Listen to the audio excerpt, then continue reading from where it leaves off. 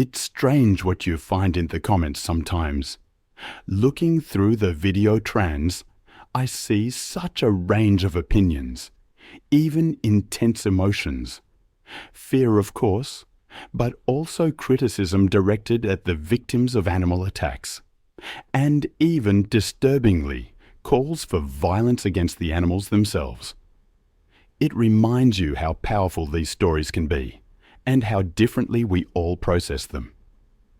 Today, I want to share one of the most terrifying animal attack stories I've ever come across. It happened on July 21st, 2016, at a palm tree farm near Palangkaraya in Indonesia. The morning began quietly, the air thick with humidity after the previous night's rain. But by evening, something truly shocking would unfold. The story revolves around Reggie Peters, a 32-year-old farm advisor from Britain. He was known as a quiet, diligent man, always taking notes and trying to improve the water systems for the palm trees. He'd been in Indonesia for about 4 months, fascinated by the local wildlife. Unlike the other workers, Reggie wouldn't scare away snakes or lizards. Instead, he'd kneel down, observing them with curiosity. On that particular day, Reggie set out to inspect the water ditches, a crucial task with the rainy season approaching. He packed his notebook, measuring tape, and phone, heading out into the vast palm farm.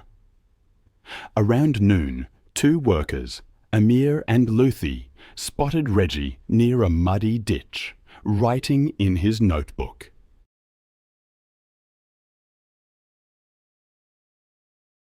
They joked about the massive snakes rumoured to inhabit the water channels. Reggie laughed, saying he'd love to see one up close, dismissing their warnings as old wives' tales. The workers later recalled that he seemed completely unconcerned. The palm farm itself was immense, stretching for miles, with rows of palm trees divided by narrow water channels. The ground was soft and muddy from the recent rain, making it quite slippery in places. Dragonflies hovered over the water, while mosquitoes filled the air. The only sounds were the distant buzz of chainsaws and the low croaking of frogs from the ditches. The heat added to the feeling of stillness and weight. This region is home to reticulated pythons, some of the largest snakes on Earth. They can grow to be over 20 feet long and weigh more than 200 pounds. These snakes are ambush predators, lying in wait near water for animals like pigs or dogs. Occasionally, they even attack humans, though such incidents are rare in that part of Indonesia. Sadly, these snakes have been moving closer to human activity as their natural habitats are destroyed. Local people are well aware of the danger, and some carry long knives for protection when working near the water. As late afternoon approached, Reggie still hadn't returned to camp. Amir grew worried and retraced his steps to the last place he'd seen Reggie. The farm was almost silent, save for the incessant buzzing of insects. Then Amir saw something that made him freeze in his tracks.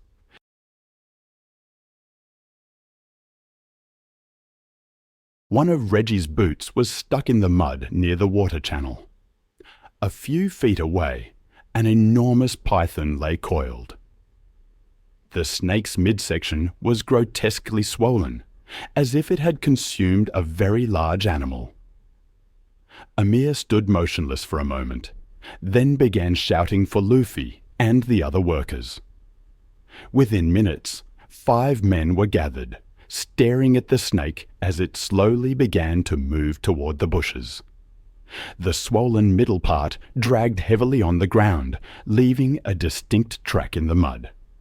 The workers grabbed sticks and long poles, cautiously poking at the snake from a distance.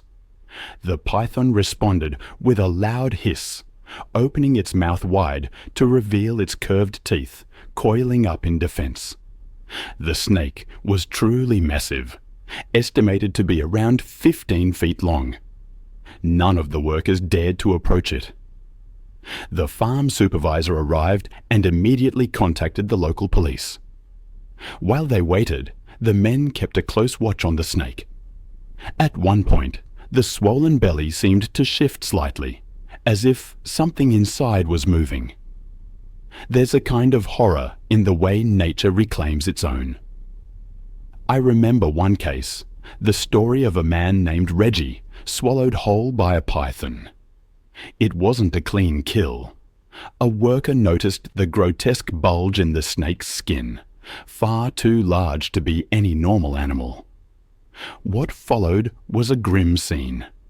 Men with knives, the slow, awful process of cutting open the snake, and the discovery of Reggie, curled up and covered in slime.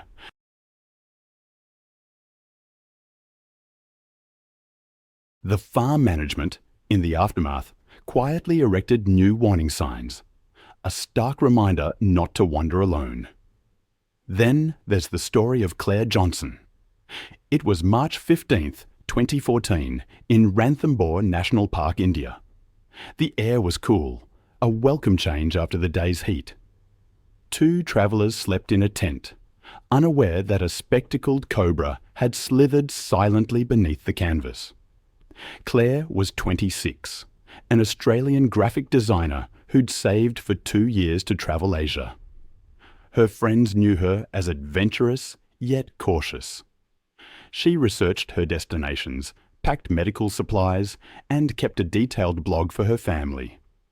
Ranthambore was a dream for her. She longed to photograph wild tigers. She'd even seen one that day, a female near a watering hole.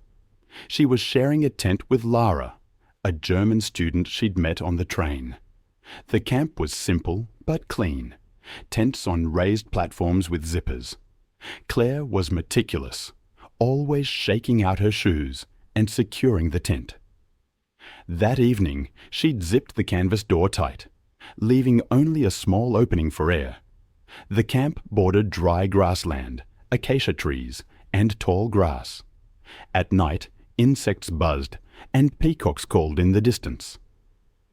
The ground was hard dirt, leaves, and small rocks, perfect for reptiles hunting in the cool pre-dawn hours. Spectacled cobras are common in Rajasthan, marked by the circular pattern on their hoods. They usually avoid people, but sometimes venture into human areas seeking food or warmth.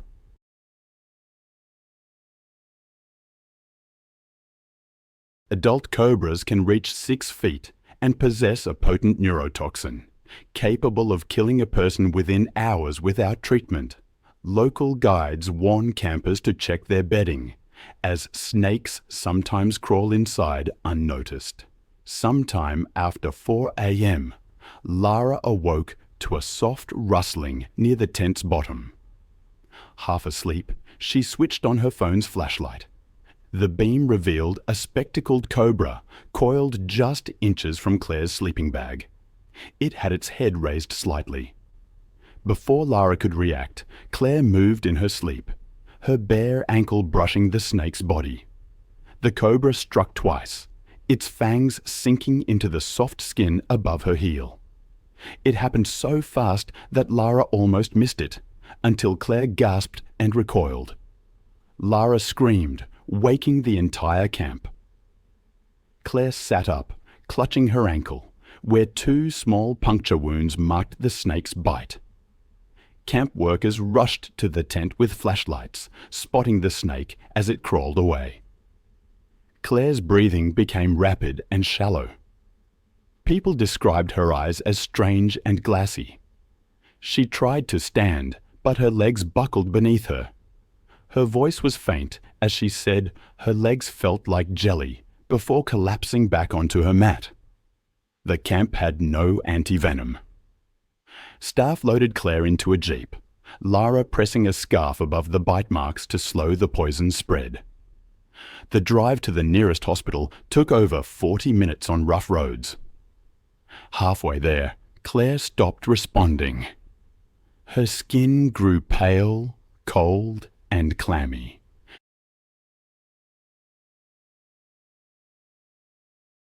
When they finally reached the clinic, the medical staff declared there was nothing they could do. I have seen firsthand how quickly a perfect day can turn into a tragedy in the wilderness. I remember reading about a young woman named Lara, backpacking in Australia. She thought she was doing everything right, being careful and respectful of nature. But one night, a highly venomous snake snuck into her tent. It bit her while she slept. Later that day, Lara's parents were contacted through the Australian Embassy. They asked for her body to be cremated following the local customs. The camp management decided not to close down their business, but they hired a local snake expert who started giving weekly talks to new guests. These talks taught people how to check their tents properly and where to keep lights on at night to avoid problems with snakes. Lara eventually went back to Germany, but she later wrote a detailed story about what happened on a travel website. Her story warned other backpackers to always check their tents, bedding, and shoes when staying in areas where snakes might be present. This post was shared quietly for years as a serious reminder to travelers who thought sleeping close to nature was romantic without understanding the real dangers. This incident shows how important it is for travelers to take safety precautions seriously when staying in wilderness areas.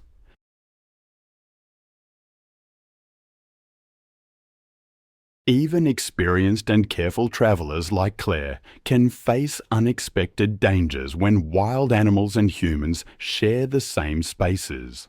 The tragedy serves as a reminder that proper preparation and awareness can be life-saving when traveling in remote natural areas.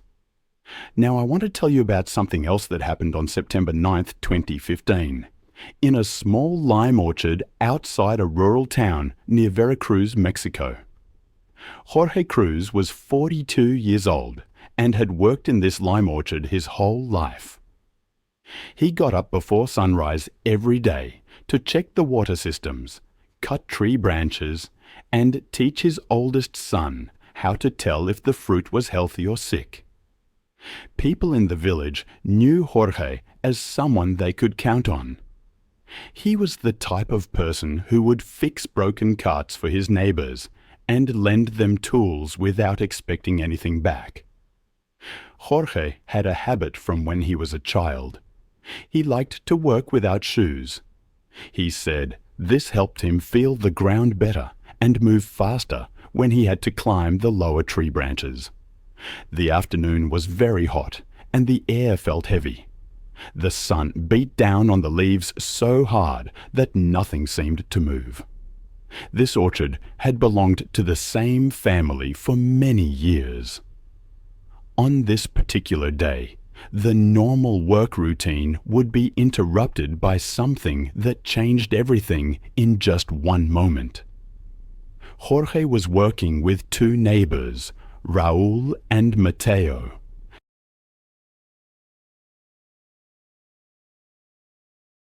They were picking limes on the far side of the grove, where workers had made a pile of cut tree branches after cleaning the area recently.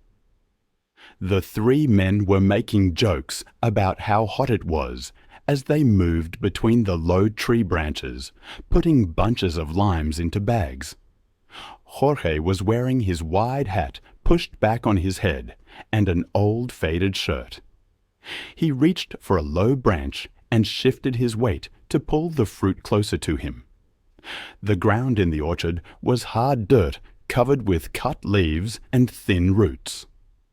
The pile of cut branches provided cool shade for mice, rats, and small reptiles. There was a patch of wild plants that marked the edge of the orchard, and the low treetops made long shadows that moved across the ground. It was very quiet, so small sounds like fruit falling to the ground or clothes rubbing against tree bark were easy to hear. The men were focused on their work and conversation, not paying attention to potential dangers around them. A type of poisonous snake called the Tersopilobrops asper, locally known as the naka, lives in Central America.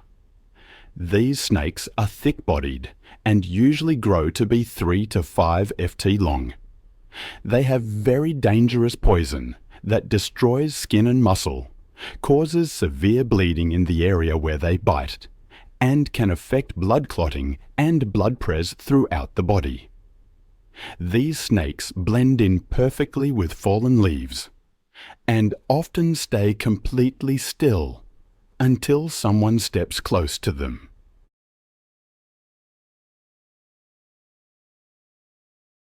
When they bite someone, it usually causes extreme pain, and the area swells up very quickly. That morning, neighbors had been talking about seeing more snakes since the recent rains. Jorge's wife had told him to wear boots while cleaning brush and debris. The pile of cut branches where they were working was a temporary heap of trimmings, exactly the kind of place where snakes like to hide. Raúl later said he had warned Jorge to be careful, but Jorge waved off their concerns and said he would work quickly. When Jorge shifted his position, the snake attack happened instantly. The snake burst out from the leaves and bit the skin just above his ankle. Raúl and Mateo heard Jorge make a short, sharp cry of pain and saw him pull his foot back while grabbing at the wound. Before the other men could react, the snake bit him a second time. Dark blood spotted the dirt where his foot had been. The pain hit Jorge immediately and was very severe. He bent over double and dropped the fruit he was holding. Within just a few minutes, his lower leg began to swell and the skin started to look bruised and discolored. He began throwing up and sweating heavily, and his face became very pale. Raúl quickly tied a piece of cloth above the bite marks, and they kept Jorge's leg still by making a splint from a broom handle. A neighbor brought a small wooden cart, and they lifted Jorge into it, then pushed the cart toward the dirt road that led back to the village. The trip to the clinic was bumpy and slow.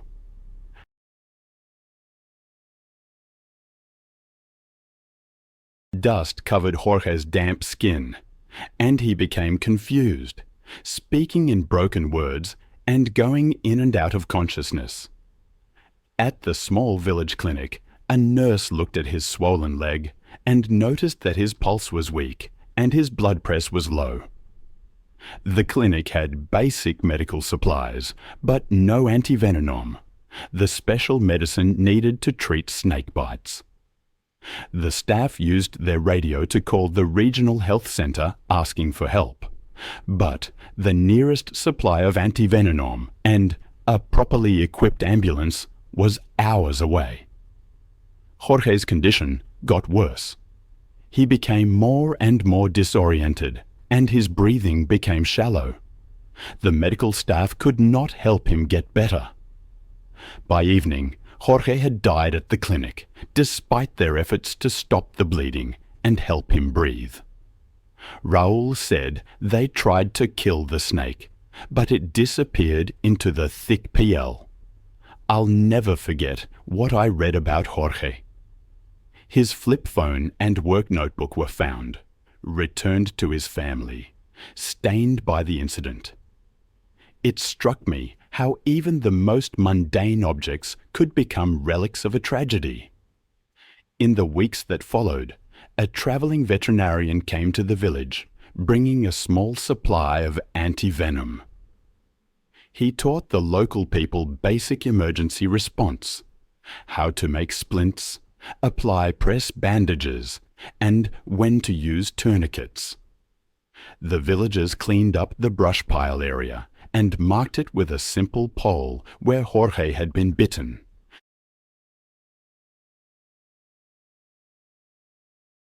His wife began wearing his wide-brimmed hat during harvest, a constant reminder of his absence.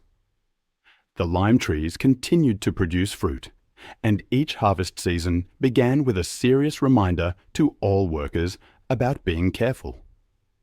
Then there was Mina's story. It was May the 2nd, 2018, and the air hung heavy over the Cross River. Mina Belagan, just 19, had returned from university a week earlier. She spent her afternoons at the river, known for her lively spirit, often bringing her cousins to swim. The older villagers warned them about snakes during the dry season, but Mina dismissed their concerns, believing nothing dangerous ever happened in the shallow water. On that day, she convinced 4 of her cousins to join her. They left their sandals and shirts on the rocks before wading into the cool water. Mina, planning to start a community project to teach children how to swim safely, saw the river as a place of life, not danger. Her cousins trusted her, following her without worry. The river's surface was calm, reflecting the cloudless sky, but the locals knew something was always moving underneath. They chose a wide, shallow part of the river with muddy banks favoured by fishermen. Dragonflies hovered just above the water's surface. The thick plants on the other side cast long shadows over the deeper parts. African rock pythons, the continent's largest snakes, can grow over 20 feet long.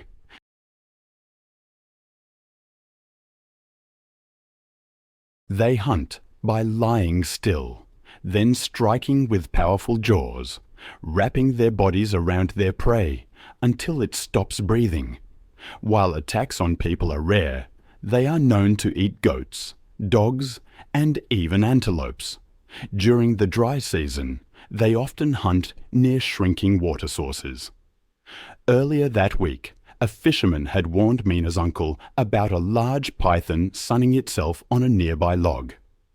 Children were told not to swim until the rains raised the water levels, but Mina insisted the shallow bend was safe.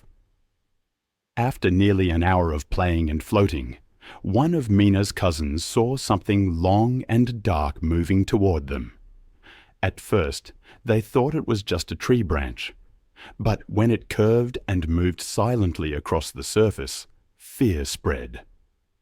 The shape moved quickly, revealing the patterned body of an enormous python. The snake attacked with shocking speed, its jaws locking onto Mina's side before its body wrapped around her. Her cousins screamed as the coils tightened, forcing the air from her lungs. The water became violent as Mina fought, then went still as the python dragged her into deeper water. The children ran screaming back to the village. The men grabbed their knives and rushed to the river. By the time they arrived, the snake was still moving in the water, having pulled Mina deeper. The men went in and cut at the python until it finally released her. They pulled her onto the muddy riverbank, but she had been underwater for too long.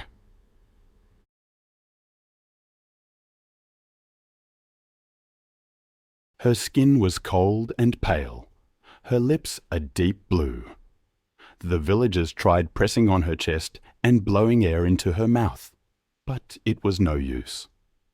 Water mixed with mud flowed from her mouth and nose. Someone recorded the desperate scene. Their efforts continued for minutes, but there was no sign of life. Mina's body was placed on a mat near the water. For weeks, the riverbend remained empty. Fishermen refused to cast their nets there, calling the area cursed. The village learned that even familiar places could hide unexpected dangers, especially when wild animals sought water and food near human settlements.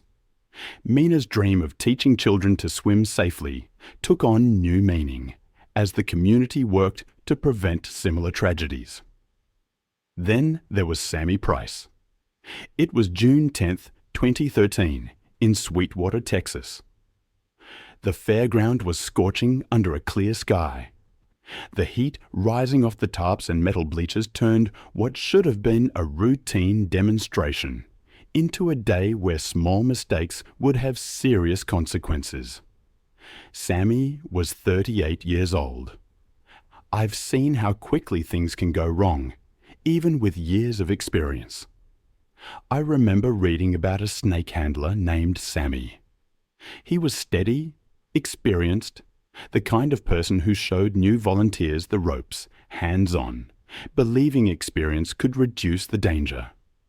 People trusted him. He didn't rush, and he corrected mistakes gently. But one year, the festival was more crowded, the schedule tighter.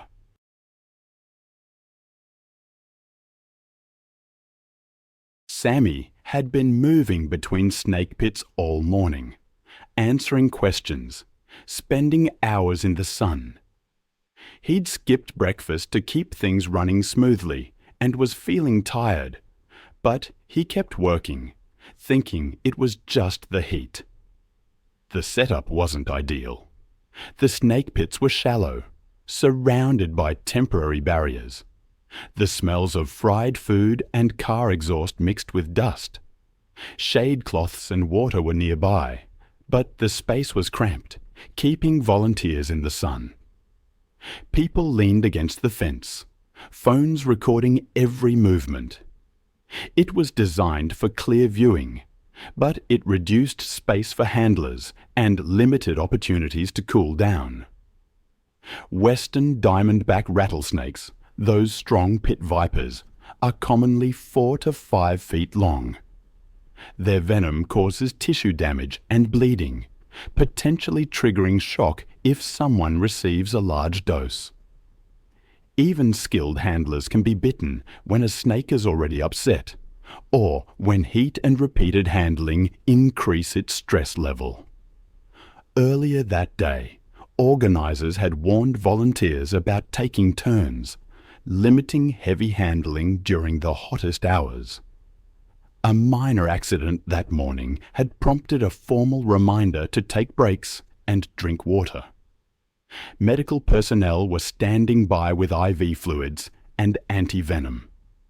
Sammy heard the instructions, agreed, but the crowd and busy schedule drew him back to work.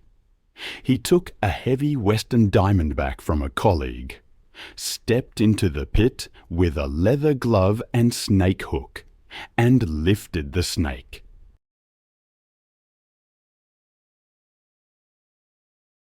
For a moment, the crowd relaxed, calmed by Sammy's steady presence. Then the snake shifted, twisted sharply, lunged, and its fangs went through the soft tissue near Sammy's elbow. Pain shot through his arm. He signaled he was, but his face became red. Sweat formed on his forehead. He kept talking to the crowd for several minutes, but his breathing grew shallow, and he asked for a chair. The bite area swelled quickly, discoloration spreading down his forearm. Within minutes, the swelling moved past his elbow toward his shoulder, the skin darkening with mottled bruising as tissue damage progressed. Volunteers moved him to the first aid tent when it was clear he could no longer stand. Paramedics applied Prez, started IV fluids, and pushed the first vials of antivenom. His breathing turned shallow, his skin cold and blotched with bruising. Despite fast treatment, his blood press collapsed and his pulse faded. Witnesses later recalled the frantic attempts to keep him conscious as medics called for an airlift that never came in time. In the aftermath, friends and fellow handlers organized training sessions, inviting regional medics to review emergency procedures and practice drills. A younger relative of Sammy's began helping at the pits, learning to prioritize taking turns and staying hydrated over putting on a good show.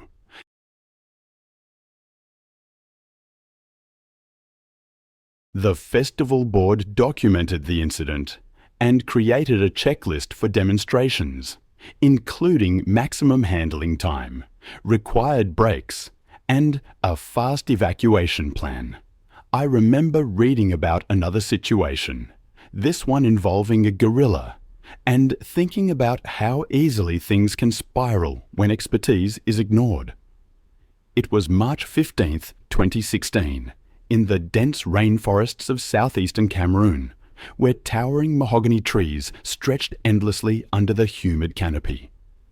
Hidden among thick jungle vegetation near the Sangha River, a converted logging camp sat isolated on 50 acres of abandoned concession land. The property had once housed a legitimate primate research station under proper government permits, but those days were long gone.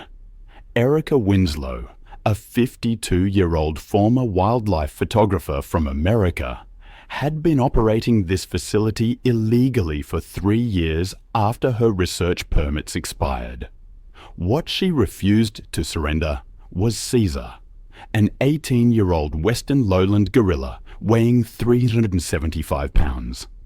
Erica's demanding personality and entitled behavior had made her notorious among local officials and village chiefs.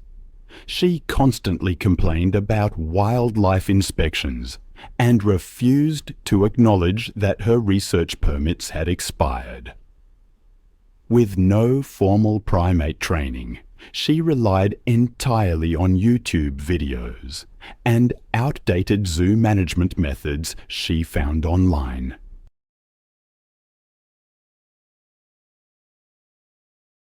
Her social media posts showed increasingly erratic behavior as she attempted to discipline Caesar using intimidation tactics.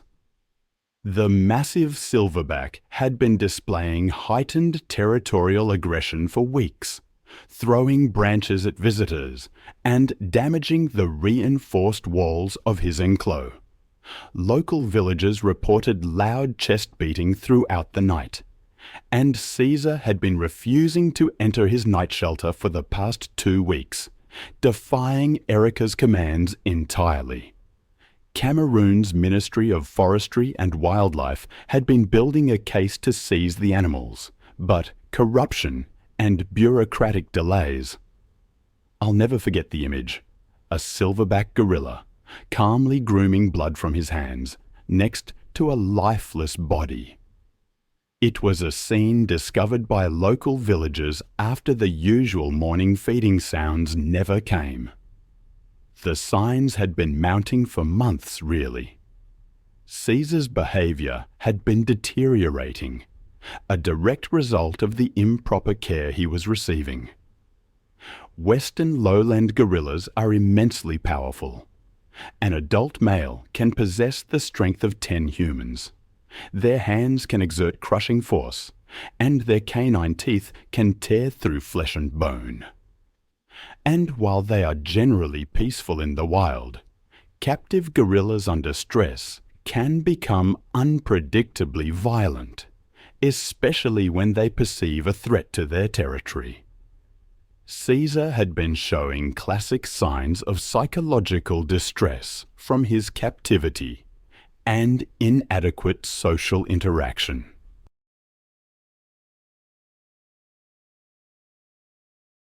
These creatures require specialized care that few private individuals can truly provide. On that evening, Erica's frustration reached its breaking point. Caesar sat defiantly in the center of his enclosure, ignoring her increasingly loud commands to enter his night quarters.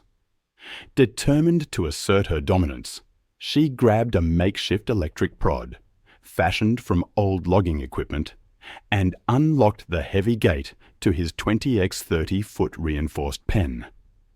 A fatal decision.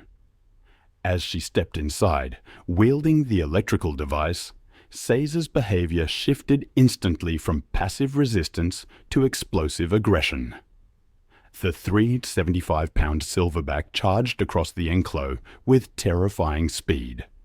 His massive body slammed into Erica's chest with the force of a small vehicle, launching her backward into the metal fence. The rusted metal cut deep into her back as Caesar's enormous hands grabbed her face, his thumbs pressing into her eye sockets with crushing press. Blood streamed down her cheeks as his fingernails tore at her skin.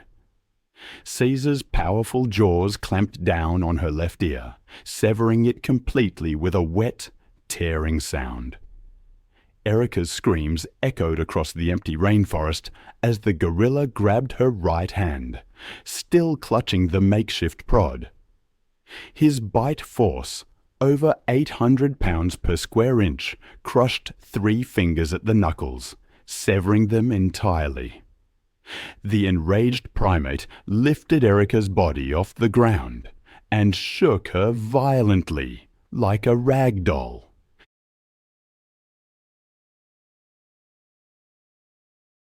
Her shoulder dislocated with an audible pop as Caesar slammed her face first into the concrete floor. Her nose shattered on impact, creating a growing pool of blood beneath her head.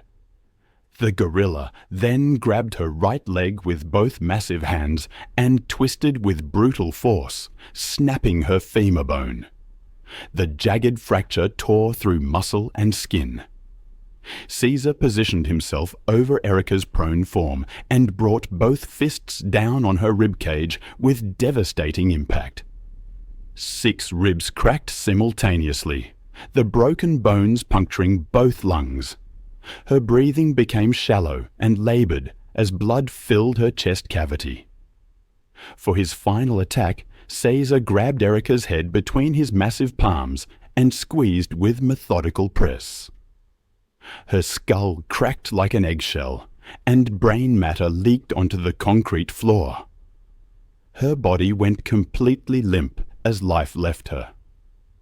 The silverback sat calmly beside the lifeless body for the next 4 hours, occasionally grooming blood from his hands. Cameroonian authorities launched an immediate investigation into the illegal operation, and wildlife officials worked to safely relocate Caesar to the Lima Wildlife Centre. The incident sparked renewed debate about foreign nationals operating illegal wildlife facilities and the dangers posed to both operators and local communities. Government agents seized all remaining animals from the property within days.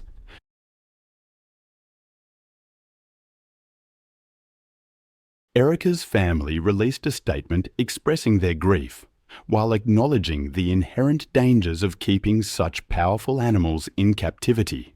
Meanwhile, on July 22, 2017, along the pristine banks of Idaho's Salmon River, the remote wilderness area, known for its crystal-clear streams and abundant wildlife, had become the perfect destination for the Price family's annual camping adventure.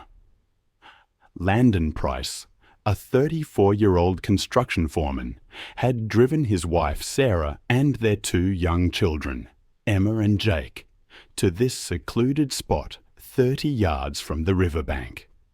What made this trip different from previous years was the modified dog crate secured in the back of their pickup truck, containing their most unusual family member. 2 years earlier, Landon had purchased Scout, a mountain cougar cub, from an exotic animal dealer operating in the grey areas of wildlife law. The construction worker's overconfident personality had convinced him that his experience with domestic animals would translate perfectly to raising a wild predator. He kept the growing cougar in a reinforced shed behind their suburban home, telling curious neighbours it was simply an unusually large dog breed. Sarah, an elementary school teacher, had grown increasingly uncomfortable with Scout's presence, especially after the children began complaining that the animal's eyes looked mean during feeding times. The warning signs had been mounting for weeks.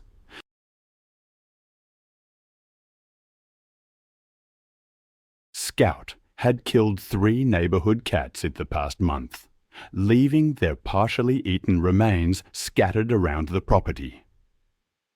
Just 2 weeks prior, the cougar had escaped from his enclos and stalked the mail carrier for several blocks before Landon managed to recapture him. Local game wardens had received multiple reports of unusual animal sounds coming from the Price residence. But bureaucratic Della, it's a fatal mistake to assume that a wild animal, even one raised in captivity, has lost its inherent instincts. The hunting behaviour only becomes more intense in unfamiliar environments, where their territorial instincts are heightened.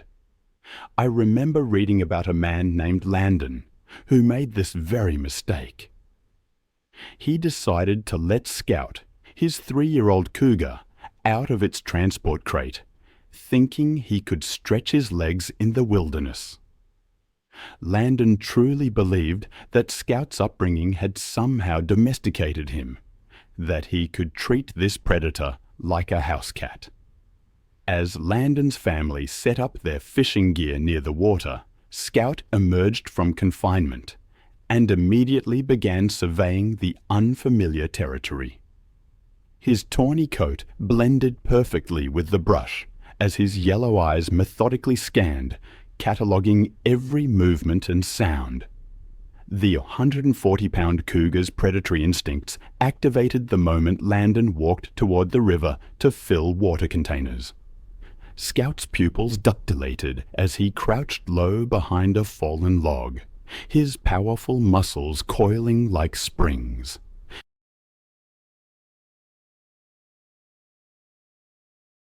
The cougar's tail began twitching, a telltale hunting sign, as he calculated distance and timing. Then, in complete silence, Scout launched himself through the air, covering 20 feet in a single, explosive leap. His body struck Landon squarely in the back. The cougar's 4-inch claws sank deep into Landon's shoulders, designed to grip struggling prey. The predator's jaws clamped down on the back of Landon's neck with surgical precision. Scout's canine teeth, evolved for this very killing technique, punctured the cervical vertebrae and severed the spinal cord instantly. The bite caused immediate paralysis from the neck down. Landon, unable to move, his face submerged, drowned within 90 seconds. His body went limp as Scout maintained his grip, following millions of years of evolutionary programming that ends prey is subdued before feeding. The cougar then dragged Landon's lifeless body toward the brush line, caching his kill away from potential scavengers. Landon's wife, Sarah, grabbed their children, Emma and Jake, and rushed them to the safety of their locked truck, where they remained for 3 terrifying hours until park rangers arrived. Authorities launched an investigation into the illegal possession of the mountain cougar, while wildlife officials worked to safely capture Scout. The incident reignited debates about private exotic animal ownership and the inherent dangers these predators pose.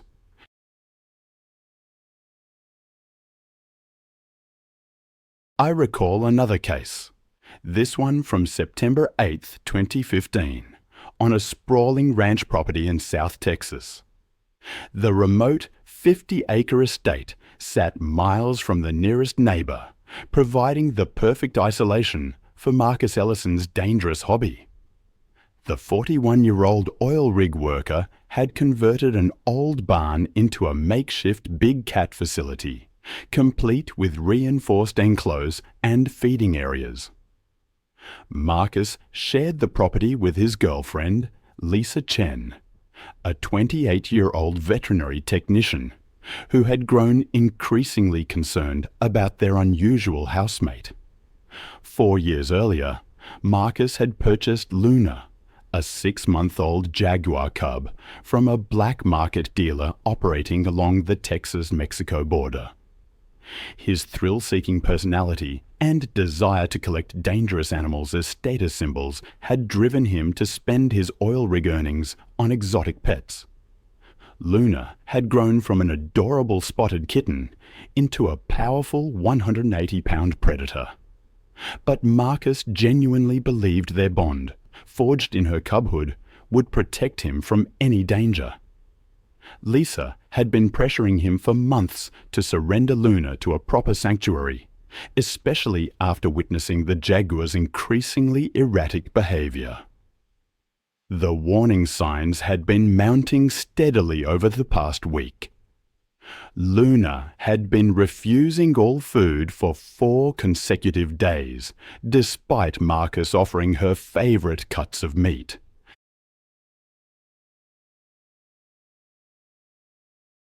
The jaguar had begun territorial marking throughout the house, leaving her scent on furniture and walls in a clear display of dominance. Her obsessive pacing had worn visible paths in the dirt floor of her enclosure, and Lisa noticed that Luna's pupils remained constantly dilated, indicating severe psychological stress. Neighbors living miles away reported hearing strange vocalizations echoing across the countryside during the night hours. Jaguars are the 3rd largest big cats in the world and possess the strongest bite force of any feline species, capable of crushing turtle shells and caiman skulls with ease. These apex predators are perfectly designed killing machines with muscular bodies built for explosive power and jaws that can exert over 1,500 pounds of press per square inch. Unlike other big cats that typically suffocate their prey, jaguars deliver precise killing bites directly through the skull or spine, making them one of the most efficient predators in the animal kingdom. Even hand-raised jaguars retain all their wild instincts and can become unpredictably aggressive when stressed or challenged. Marcus made his fatal mistake when he decided to enter Luna's enclosure without backup or safety equipment. Concerned about her 4-day food refusal, he believed their years-long bond would allow him to safely investigate her condition. He unlocked the gate to her 30 by 40-foot pen and stepped inside, carrying only a small flashlight to illuminate the darkness.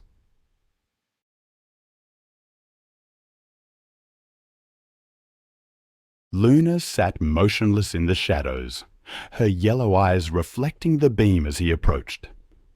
The 180-pound jaguar had been waiting for this moment. As Marcus knelt 15 feet away and extended his hand in what he believed was a gesture of comfort, Luna's predatory instincts took complete control. Her powerful muscles, coiled like steel springs, propelled her across the enclosure in 2 swift bounds. Luna's attack was swift and devastatingly precise. Her massive body slammed into Marcus's chest. I find myself thinking about the moment Luna's jaws locked around Marcus's throat with surgical precision. The jaguar's bite force, 1,500 pounds per square inch, crushed his windpipe, severing both carotid arteries. Consciousness would have been lost within 30 seconds. Luna maintained her grip for 3 full minutes, a primal instinct ensuring her prey was subdued. Lisa discovered the horrific scene the following morning. Luna sat calmly, grooming blood from her paws and face, while Marcus's partially consumed body lay in the center of the pen, a grim testament to untamed instincts. The incident reignited calls for stricter regulations on exotic animal ownership in Texas. Marcus's family released a statement acknowledging the inherent dangers of keeping wild predators as pets, urging others to learn from their loss. It was June 14, 2018, in a suburban neighborhood of Homestead, Florida. Manicured lawns and palm trees hid a deceptively peaceful setting.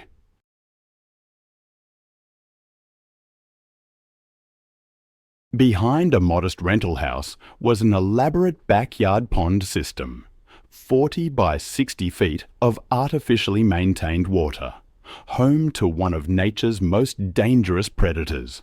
Brianna Ellis, a 26-year-old marine biology graduate student, used this location for her thesis research on reptilian behavior.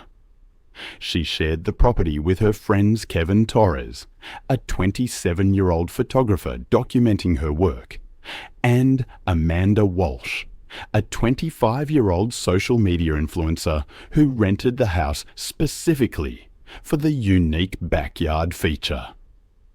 2 years earlier, Brianna had rescued Brutus from a failing roadside attractions being shut down by authorities.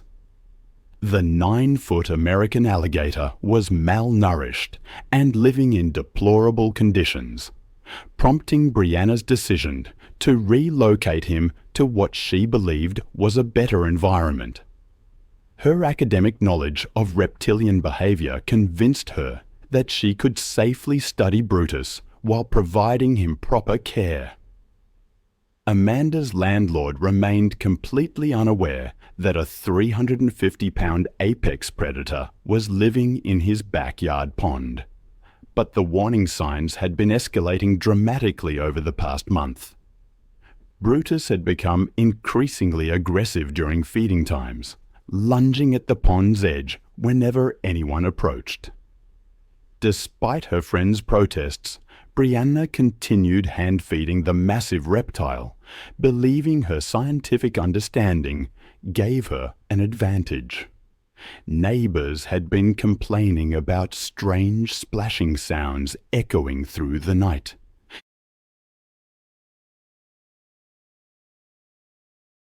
Brutus had been floating motionless for hours, displaying classic hunting behavior.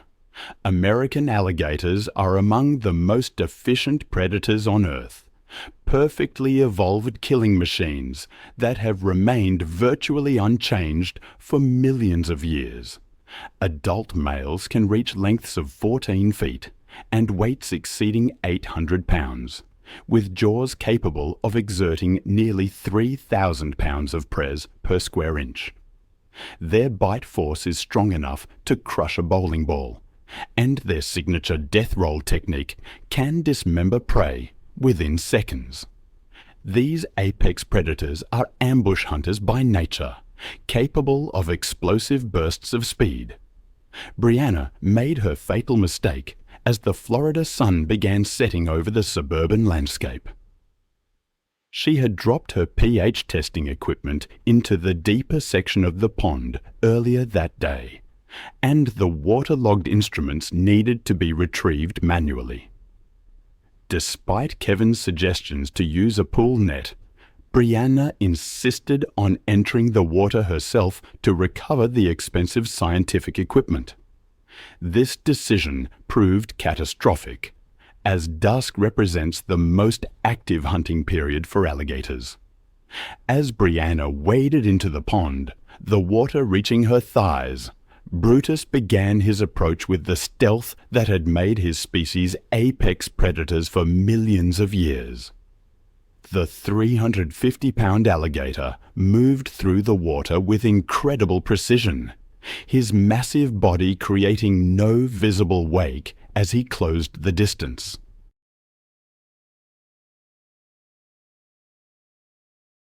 Brianna bent down to retrieve her submerged equipment, completely focused on the task, and unaware that Brutus had positioned himself just 6 feet away. The alligator remained perfectly motionless beneath the surface, his eyes and nostrils barely visible above the waterline as he prepared for his explosive assault. The attack came with devastating force and lightning speed. Brutus launched himself upward and forward in one fluid motion, his massive jaws opening wide to reveal rows of conical teeth. His bite encompassed Brianna's entire right thigh, and his jaw, press of nearly 3,000 pounds per square inch, crushed her femur bone instantly. Brianna's screams pierced the evening air as Brutus immediately began his signature death roll technique. The powerful alligator spun his body rapidly, using his muscular tail for propulsion, creating a whirlpool of churning water and blood. The rotational force generated by his 350-pound body tore Brianna's leg completely away at the hip joint within seconds. The severed femoral artery released massive amounts of blood into the water, causing immediate shock. Before Brianna could escape, Brutus released the severed limb and attacked again, with ruthless efficiency. His jaws clamped down on her torso, his teeth puncturing her rib cage. There are moments when I find myself haunted by the stories I uncover, the echoes of lives tragically intertwined with the wild.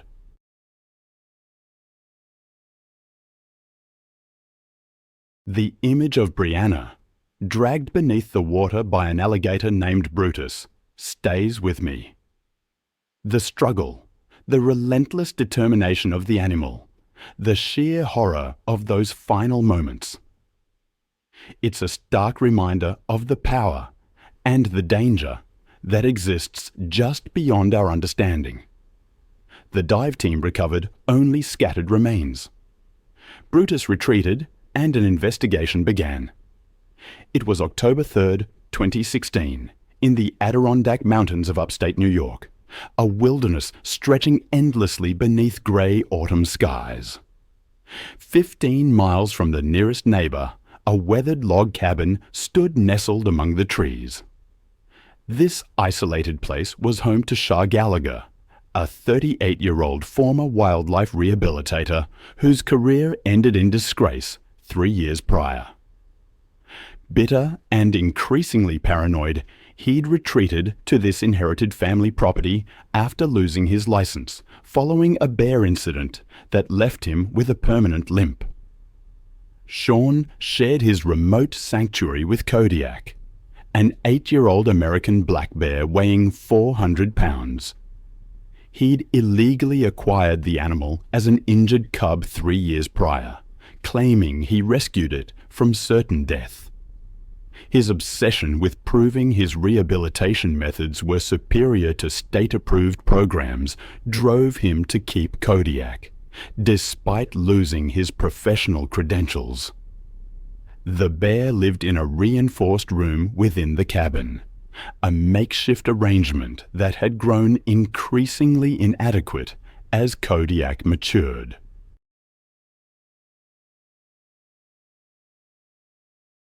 Sean's journal entries from recent weeks revealed growing paranoia about the bear's intentions and his deteriorating mental state from years of isolation. The warning signs had been escalating dramatically over the past month. Kodiak had been systematically destroying the cabin's interior, tearing apart furniture and clawing deep gouges in the wooden walls. The bear had become increasingly aggressive when Sean attempted to limit his food portions, displaying territorial behavior that should have served as a clear warning. Most concerning was Kodiak's obsessive testing of door and window strength, repeatedly pushing against barriers as if calculating escape routes. American black bears are deceptively powerful predators despite their smaller size compared to grizzlies. adult males can reach speeds of 30 mph and possess the strength to overturn boulders weighing several hundred pounds. Their powerful jaws can exert over 800 pounds of press per square inch, easily capable of crushing human skulls, while their 4-inch claws are designed for climbing and digging, but prove devastatingly effective weapons. Black bears are naturally nocturnal creatures, most active during twilight and nighttime hours when their predatory instincts are heightened. Sean made his fatal mistake at 2:30 in the morning, when he decided to enter Kodiak's reinforced room to retrieve his damaged laptop and camera equipment.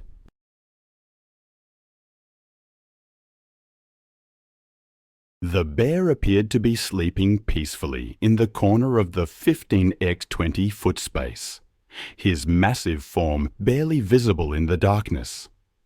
Sean desperately needed to recover his electronics before they were completely destroyed by the bear's ongoing rampage. He stepped quietly into the room, carrying only a small flashlight, believing Kodiak was in deep sleep. What Sean failed to realize was that Kodiak had been awake for hours, waiting with the patience that made black bears such effective predators. The bear's naturally nocturnal behavior meant his senses were at peak alertness during these early morning hours, and captivity had made him increasingly territorial about his confined space. The 400-pound black bear moved with surprising speed and agility. Kodiak rose to his full height of 7 feet and charged across the room in 3 powerful strides. Sean had no time to react as the bear's enormous frame filled his vision. Kodiak's first strike came from his massive right paw, equipped with 4-inch claws designed by nature for climbing and digging. The blow struck Sean squarely in the chest with tremendous force, his claws raking 4 parallel gashes across his rib cage that penetrated deep into muscle and bone. The impact launched Sean backward into the reinforced wall with bone-crushing force.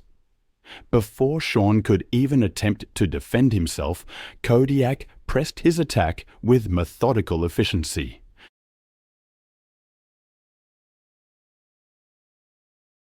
The bear's powerful jaws clamped down on Sean's head, encompassing his skull from temple to temple. Kodiak's bite force of 800 pounds per square inch crushed Sean's skull like an eggshell, causing immediate and catastrophic brain trauma.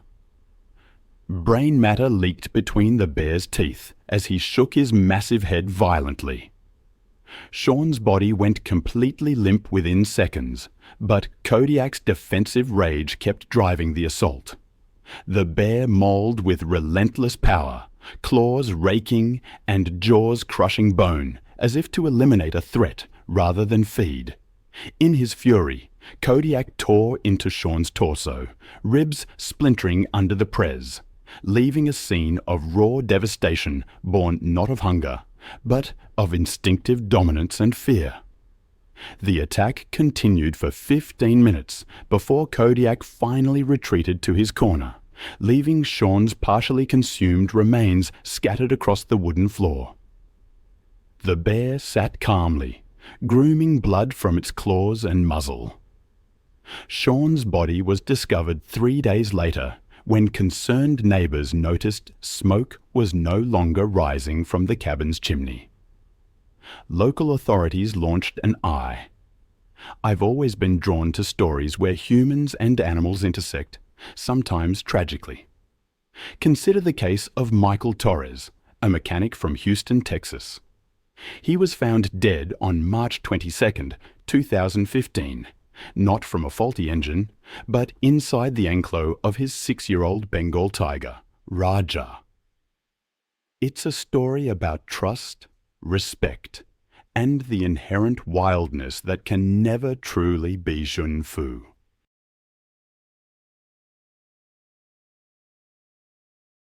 The immediate aftermath involved an investigation into the legality of keeping the black bear, while wildlife officials worked to safely tranquilize and relocate it to a proper sanctuary.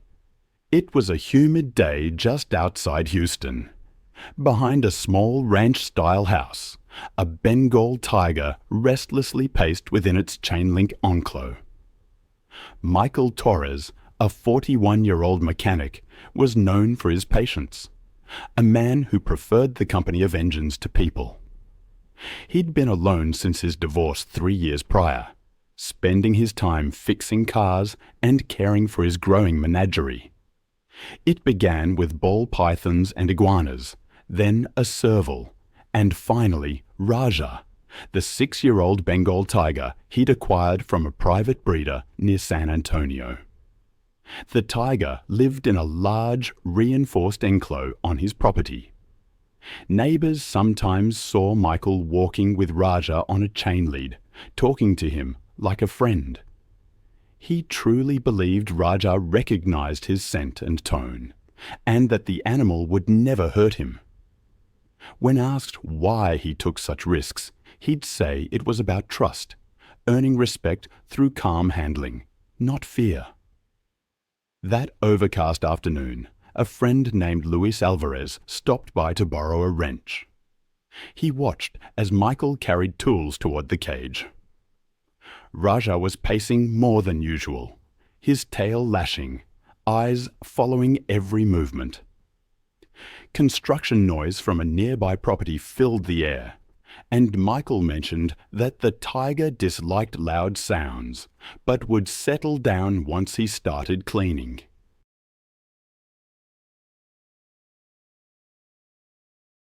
Bengal tigers are apex predators, capable of incredible force.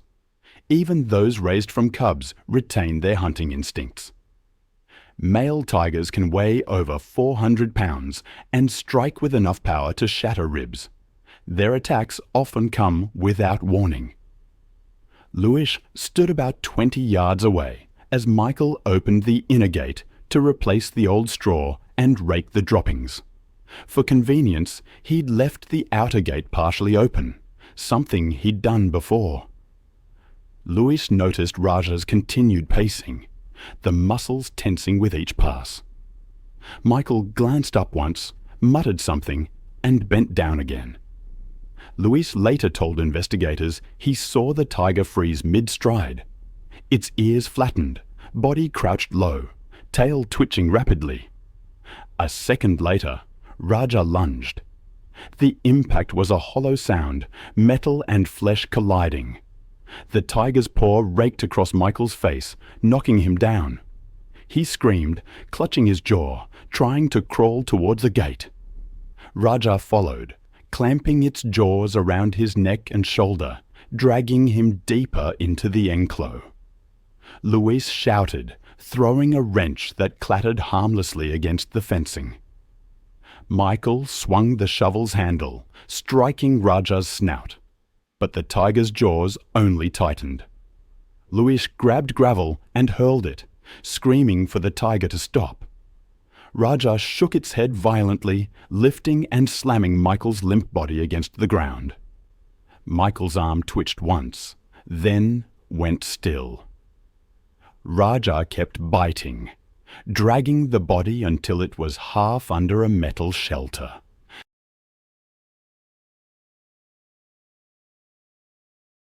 Luis ran for his truck and called 911.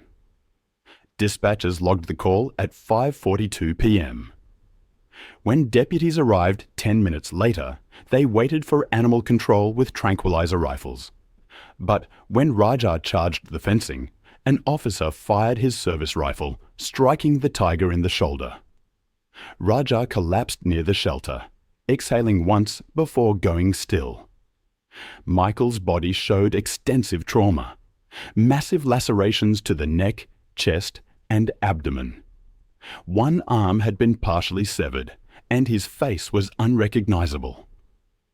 Investigators noted that despite his experience, he had no secondary containment system, no safety barrier or secondary lock.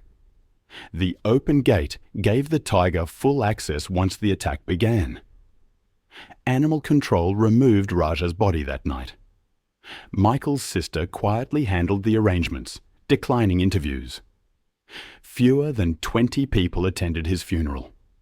Neighbours left flowers at the fence. The straw inside remained stained dark where the attack happened.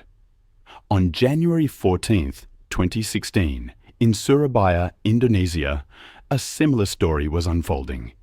The morning air was heavy with humidity, the sounds of the city distant. Behind a row of warehouses, one lot stood apart, quiet except for the occasional clank of metal and the faint scrape of claws against concrete. Within those walls, a private experiment in control was nearing its inevitable breaking point. Ahmad Ferdos, a 34-year-old auto parts importer, was known as patient and meticulous.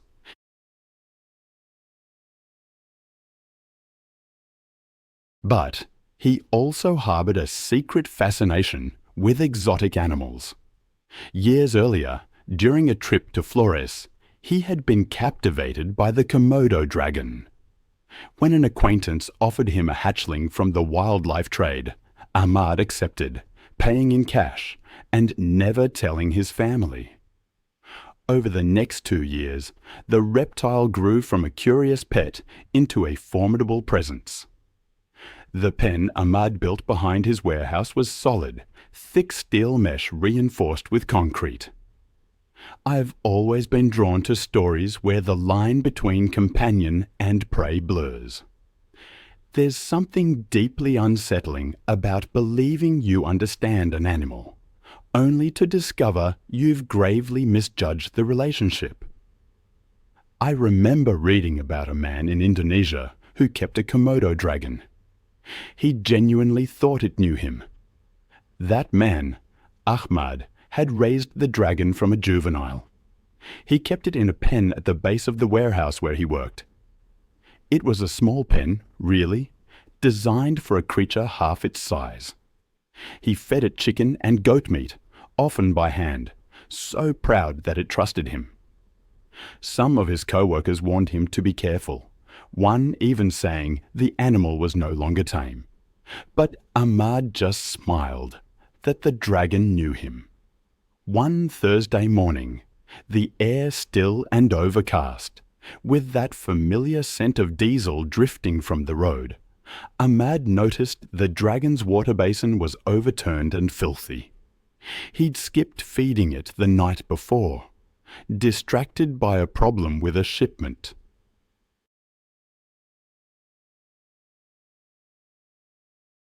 He wanted to clean the basin before work began.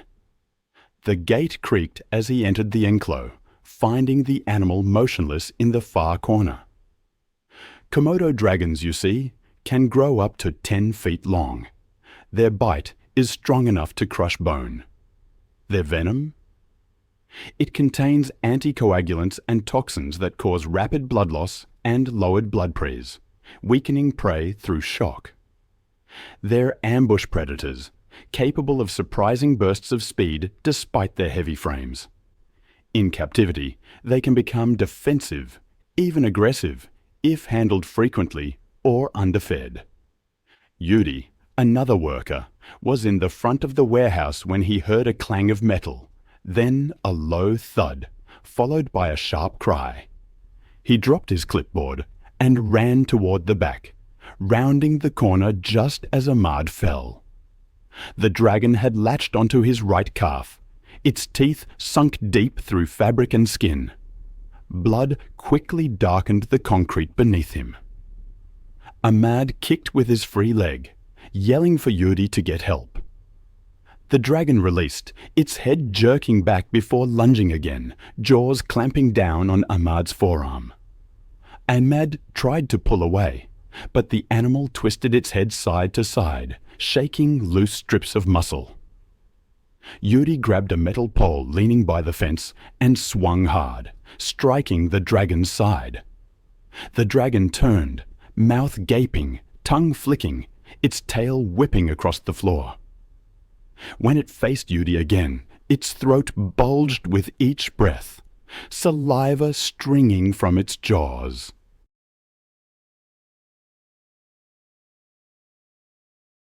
Ahmad tried to crawl backward, leaving a thick smear of blood. The dragon lunged once more, this time catching his side just below the ribs, its jaws locked, teeth sinking deep as it began to pull, ripping through skin and tissue. Ahmad's scream broke into a gasping rasp. Yudi struck again and again, shouting, until the creature finally backed off a few feet. Ahmad slumped onto his back, eyes open, one hand pressed weakly against the wound. The concrete beneath him gleamed dark red, the smell of iron thick in the humid air. Yudi ran to the gate, dragging a burlap sack from a supply shelf. He waved it near the dragon's face, forcing it to focus on the movement. The animal lunged toward the sack, and Yudi managed to pull the gate shut, locking it with trembling hands. He turned to Ahmad, who was still. The blood loss had been catastrophic. By the time emergency responders arrived from the nearest clinic, Ahmad was gone. Later reports confirmed multiple deep lacerations to the leg, arm, and abdomen, with significant internal bleeding. Death was attributed to massive exsanguination and traumatic shock from the venom's anticoagulant effects. Veterinarians who examined the animal later said it had shown signs of food aggression, behavior triggered when prey or a familiar handler moves suddenly during feeding. Police secured the warehouse and contacted Indonesia's Natural Resources Conservation Agency.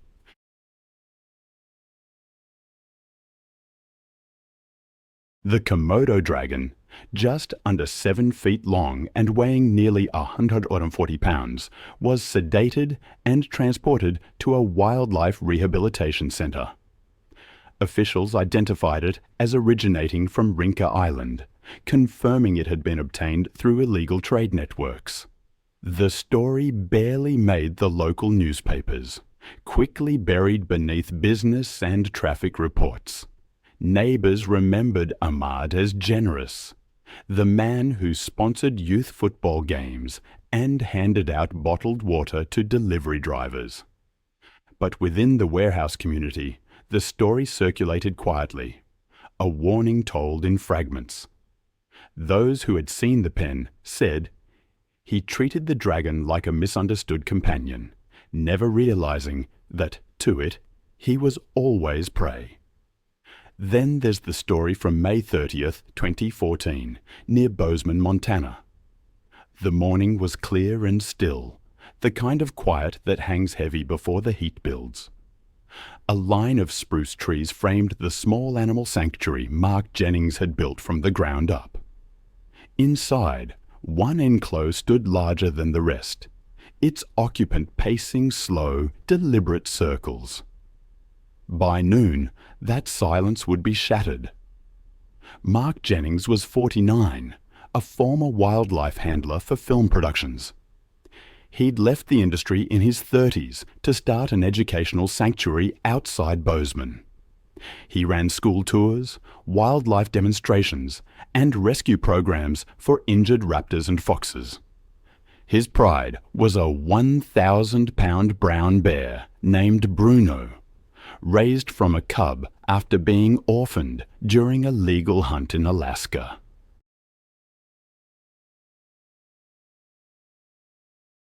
To Mark, Bruno represented proof that wild animals could bond with humans through trust rather than fear. Bruno had been with him for nearly 12 years. He was intelligent, food-driven, and typically calm around people he knew. The enclosure was spacious with reinforced fencing, a pond, and a shaded feeding platform. Mark managed most of the care himself, but occasionally brought in help. Aaron Cole was one of those helpers, a licensed trainer who had worked with Bruno multiple times without issue. She followed protocols carefully, but admitted she always kept her distance during feeding. Mark trusted her completely, enough to call her one of the few people Bruno recognized. Brown bears of Kodiak lineage are among the largest terrestrial carnivores, capable of standing over 9 feet tall and delivering a bite force exceeding 1 to 200 pounds per square inch. While generally solitary and predictable in the wild, captivity can alter their tolerance thresholds. Even long-term handlers face risk if food, scent, or routine changes. During feeding, aggression can surface suddenly, triggered by... There are moments I find myself revisiting, trying to understand what went wrong. The story of Bruno the bear is one of those. A sanctuary nestled on rolling pasture, the air thick with the scent of hay and meat. Early summer, strong sunlight, restless animals. Aaron arrived early that morning to prepare Bruno's meal. 15 pounds of meat mixed with supplements.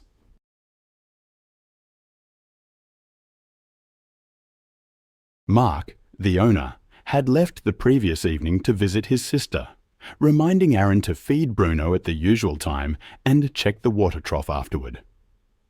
The next day, Mark texted Aaron around 10 a.m., but received no reply. Assuming she was busy, he began his drive back. Just after noon, he pulled into the gravel lot and noticed the outer gate to Bruno's enclosure was half open. The feeding pail lay overturned beside it. Then he heard screaming. He ran toward the sound, rounding the corner to see Bruno towering near the feeding platform. Aaron was on the ground beneath him, her right arm torn open from shoulder to wrist. She kicked weakly, her clothes soaked dark with blood. The bear's movements were methodical, broad swipes accompanied by a deep huffing sound. Mark froze for a moment, then shouted Bruno's name and ran for a rake leaning against the fence. The noise drew Bruno's attention immediately. He turned, fur bristling, and lunged. The impact knocked Mark flat, the air leaving his lungs. Bruno's paw struck his chest again, claws sinking deep. Aaron saw Mark roll, trying to crawl back toward the gate, but the bear dropped onto him, pressing its full weight down. Bruno bit into Mark's left shoulder, shaking violently, then adjusted his grip, jaws closing on his neck. Investigators later reconstructed the sequence from Aaron's statement and evidence found inside the enclosure. The entire attack lasted under 30 seconds.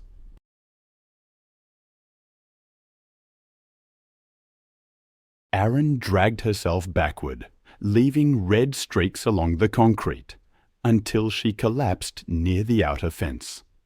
Blood loss blurred her vision, but she heard Mark's shouting, "Stop!"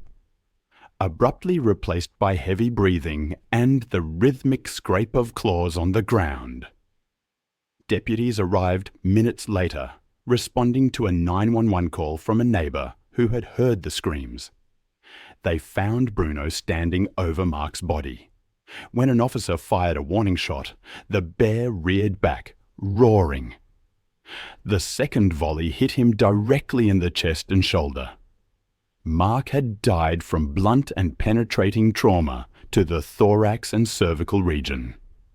Aaron survived after multiple surgeries. Investigators determined that the feeding gate had been improperly secured, allowing Bruno to push through before the pail was placed. Food aggression was cited as the cause. In the months following the attack, Aaron withdrew from animal work entirely. She sold her training equipment, moved to Missoula, and refused interviews. Friends said she became quiet, often waking from sleep at the faint sound of metal gates or animal breathing. She never returned to the sanctuary grounds. Another incident, this one in the Limpopo province of South Africa, on August 19, 2017. The air was heavy from the previous night's storm, the ground damp. At Ranthambore's game lodge, in the lion enclosure beyond the guest bungalows, a large male paced in slow, deliberate circles. It was mid-morning, and tourists had yet to arrive.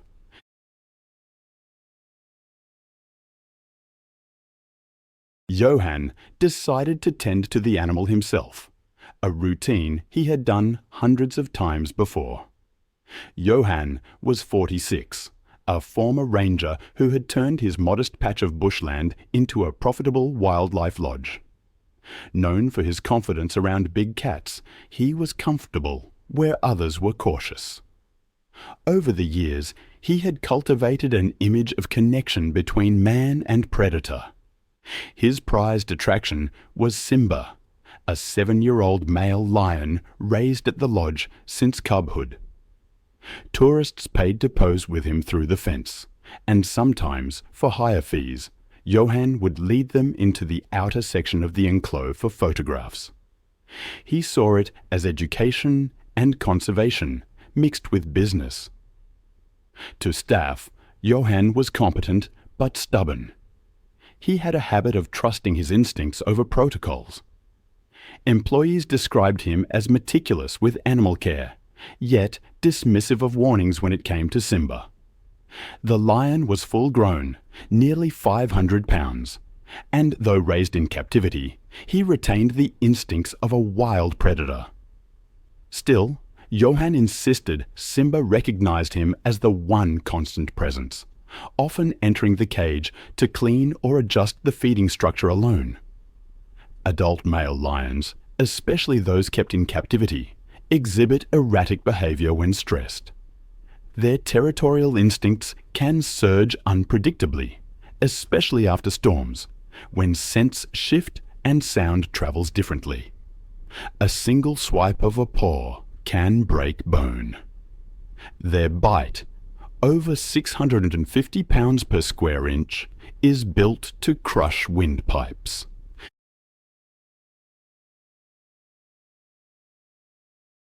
Even with long-term handlers, moments of agitation can become fatal within seconds. Simba had been restless since the thunderstorm. The overnight lightning had sent him pacing and roaring through the night, rubbing his mane against the fence. Caretaker Peter LaRue noticed the behavior early and told Johan that morning to postpone cleaning until the animal calmed down. Johan brushed it off, saying the lion got anxious if ignored.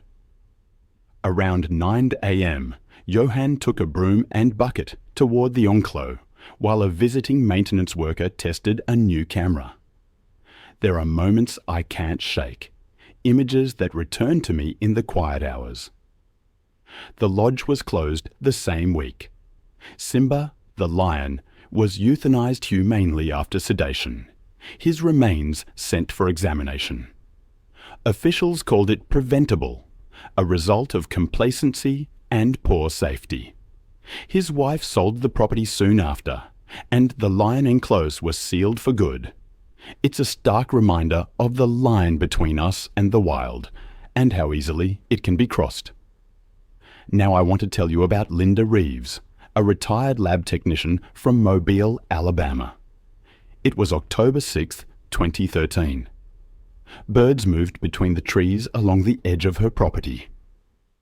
Behind the modest brick house, 2 large cages stood under a weathered tin awning, their bars streaked with rust. Inside, 2 chimpanzees made sharp, uneven calls.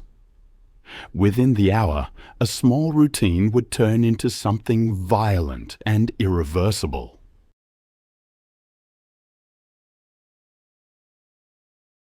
Linda had worked most of her life at a local medical research facility. Her co-workers remembered her as disciplined and precise, with a fascination for animals that bordered on obsession. After retiring early, She poured her savings into building an enclosure for 2 young chimpanzees she had adopted from a private exotic pet dealer. She named them Buddy and Rosie, a male and female she'd raised since infancy. To Linda, they were family. She fed them breakfast cereal, dressed them in children's clothes, and sometimes let them sit in the living room to watch television through the screen door. Her brother, Tom Reeves, visited weekly. He loved her, but worried constantly. The chimps, once under 70 pounds, had grown fast. Buddy now weighed over 130, his arms thick and muscular, while Rosie was nearing 100.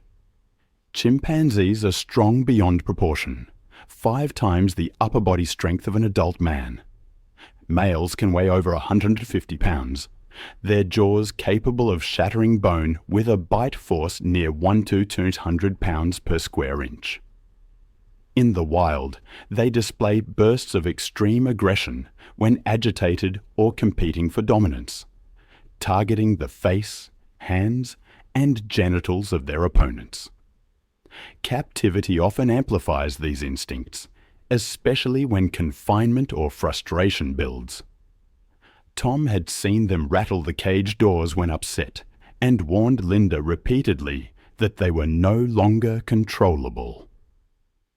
It was routine now. Feed, clean, groom, and talk to them like children.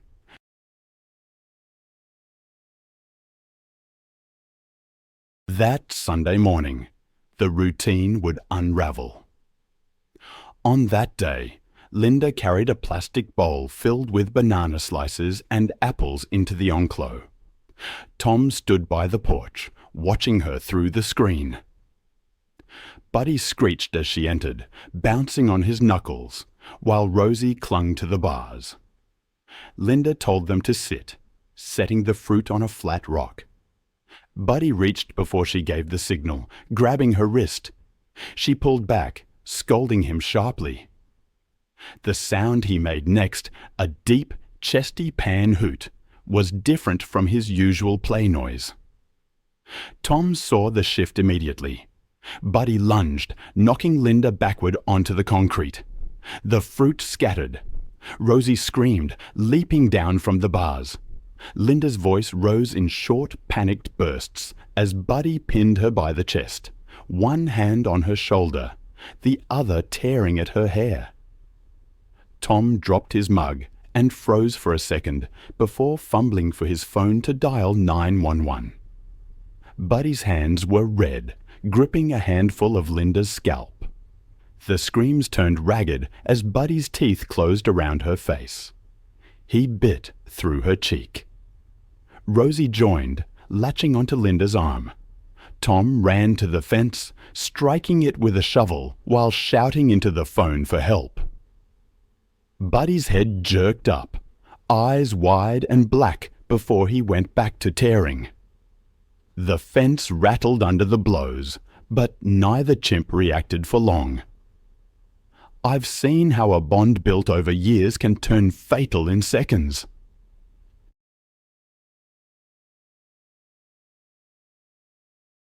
At a quiet funeral in a mobile chapel, former co-workers remembered her as gentle and curious. But behind the condolences lingered a shared disbelief. The enclosure where it happened was later dismantled, leaving only a bare patch of concrete, stained faintly dark, where the hose couldn't wash everything away.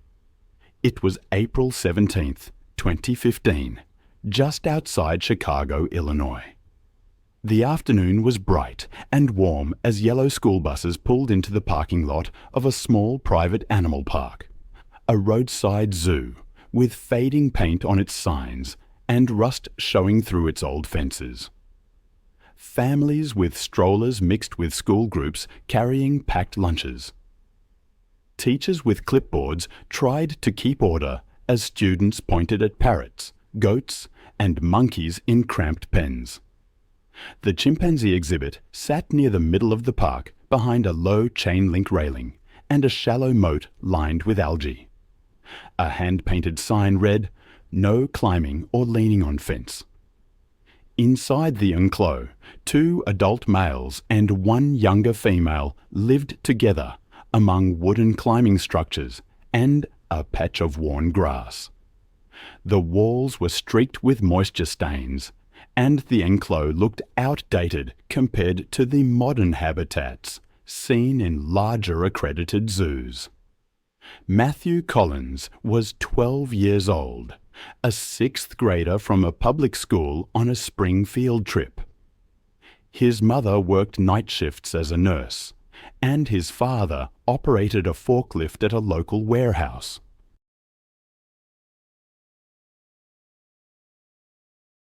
They didn't travel much, but Matthew loved animals and never missed a chance to see them up close. His teachers described him as bright but impulsive, a boy who liked to climb trees, rooftops, or anything taller than himself. At the park, he carried a second-hand digital camera he'd saved for by helping neighbours mow lawns. His plan was simple: get the best photos of the chimps out of anyone in his class. By mid-afternoon, the group gathered near the chimp enclosure. The air smelled of hay, damp earth, and the sour trace of leftover feed. The students crowded against the metal barrier, talking and laughing while their teacher gave instructions. Matthew, standing near the back, raised his camera, but couldn't get a clear view past the others. Wanting a better angle, he stepped onto the lower rail for balance, as a few classmates noticed and motioned for him to stop. He ignored them, focused on his shot, and leaned forward. The railing was slick with humidity, and the ledge beneath his shoe gave slightly. As he leaned forward to center the chimps in frame, his foot slipped. A few students gasped as his arms windmilled for balance. Then he dropped over the rail and into the pit below, landing hard on his right side, rolling onto his stomach with a groan. From above, teachers screamed his name, and a few kids started crying. For a moment, the enclosure was silent, except for the soft panting of the chimps.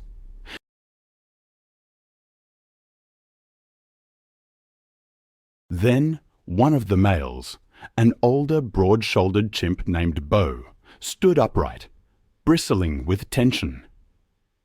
He gave a sharp hoot, slapped the dirt, and started toward the boy. The younger male followed, puffing air through his lips in short bursts. Visitors who were close enough later said the sounds were chilling. Deep hoots that rose in pitch, the rhythmic drumming of palms on the ground. The 2 chimps stopped about 10 ft away, heads tilted, eyes fixed on the strange figure that had dropped into their space. Bo took 2 quick steps forward and grabbed a fistful of Matthew's shirt. Matthew screamed and tried to crawl backward, but the chimp's grip was iron. Bo's first strike wasn't a feeding bite. It was a dominance blow, a sharp smack to the side of the head that knocked the boy sideways.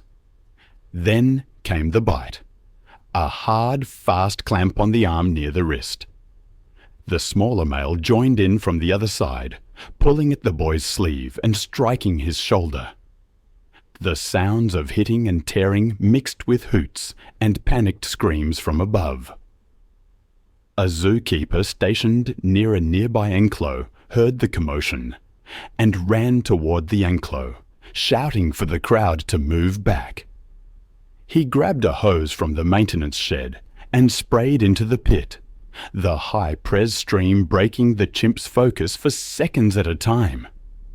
Bo let go, slapped the ground, and charged forward again, stopping inches from the water spray. The younger male backed away, pacing in circles while pant-hooting.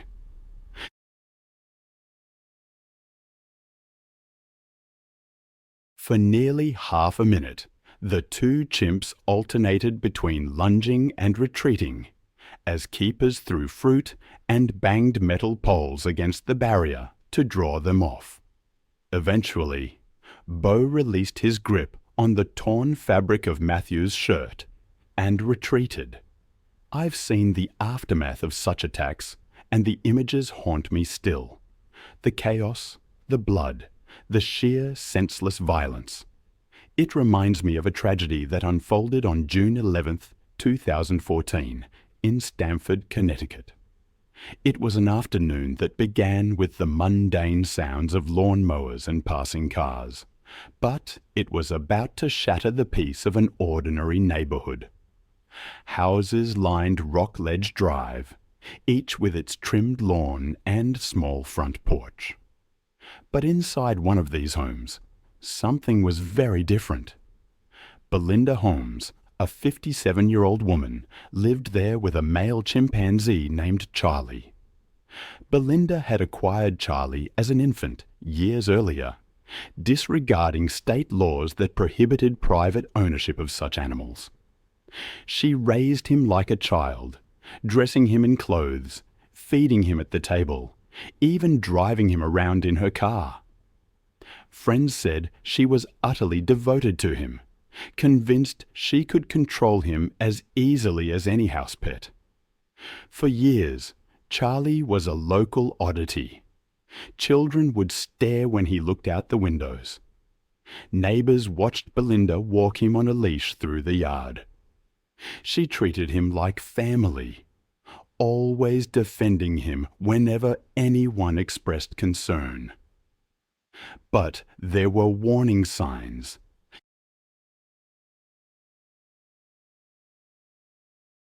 Charlie had grown significantly larger over the years. By the age of 12, he weighed over 120 pounds. Belinda struggled to restrain him when he became agitated, yet she insisted he was gentle and misunderstood. The house itself bore the marks of years of cohabitation with the animal. Furniture was scratched and damaged from his climbing. The air often carried a musky animal odor. Charlie moved freely through the rooms, from the kitchen to the living room to the small backyard. On that June day, the weather was warm and the windows were open. Charlie grew restless, pacing and making noise as Belinda tried to calm him with fruit and snacks. Years of living in a human household had not erased Charlie's natural instincts. When stressed or frustrated, a chimpanzee's aggression can surface suddenly, with a force that no amount of familiarity can truly prevent. There had been warnings before. Months earlier, a neighbor had called animal control after Charlie escaped into the yard. He chased cars and pounded on a vehicle before Belinda managed to bring him back inside. State officials reminded her that owning him was illegal, but she ignored the fines. Friends noticed that Charlie became irritable around strangers, but Belinda continued to insist he was harmless. On the afternoon of June 11th, his agitation was unmistakable. He banged on the table, knocked over a chair, and bared his teeth. Belinda moved closer to grab his arm. And in seconds, the attack began.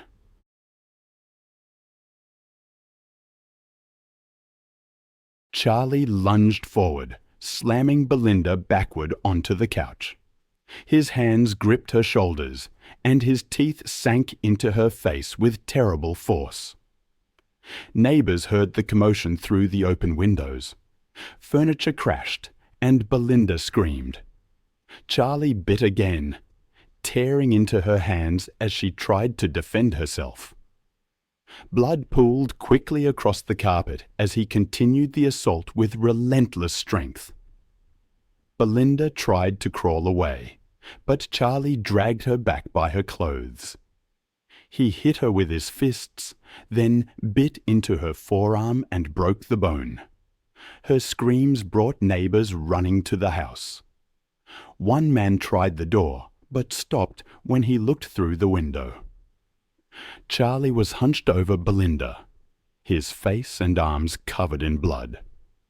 The neighbors backed away and called 911, their voices shaking as they described what was happening.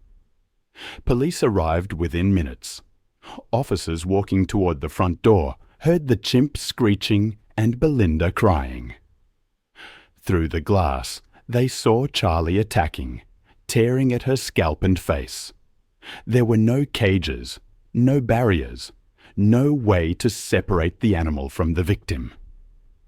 When Charlie turned toward the window and pounded against it with bloodied hands, officers decided they had to act. Officers fired multiple shots, the sound echoing through the quiet street. Charlie collapsed in the living room on the blood-stained carpet. Officers rushed inside and pulled Belinda out from under his body.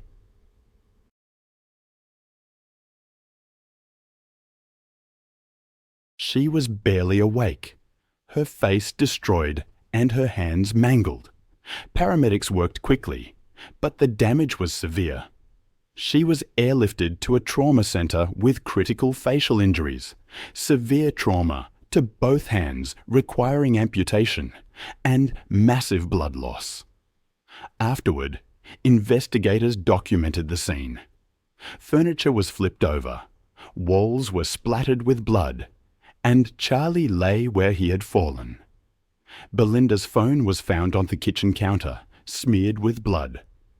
The last call she tried to make to 911 was never completed. Neighbors gathered outside. I'll never forget reading about the screams. Witnesses said they would stay with them forever. A woman named Belinda survived a similar attack, but her life was irrevocably altered. She endured countless surgeries, left disfigured and in need of constant care. The case ignited a national conversation about the inherent risks of keeping exotic animals as pets.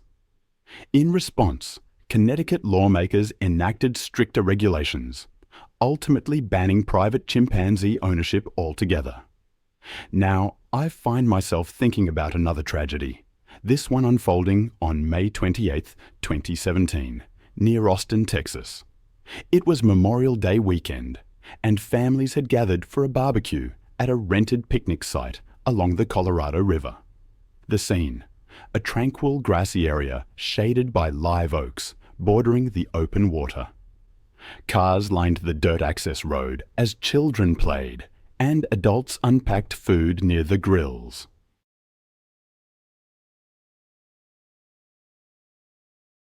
The afternoon heat created a shimmer above the river, near a cluster of picnic tables. But one guest had brought an animal more commonly seen behind glass. The victim was Daniel Ortiz, a 36-year-old high school track coach, known for his reliability and thoughtfulness. He always had extra water and sunscreen on hand.